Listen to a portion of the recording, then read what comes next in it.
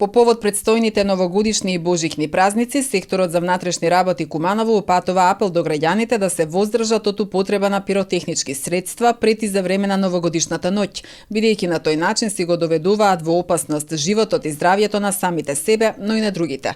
СВР Куманово и годинава спроведува превентивна кампања со цел на граѓаните да им се укаже за можните последици од употребата на петарди и други пиротехнички средства.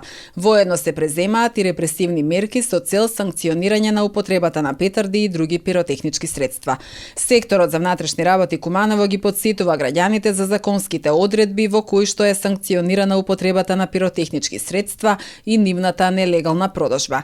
Во Законот за прекршоци против јавниот ред и мир во член 31 е предвидена глоба за оној кој употребува пиротехнички средства.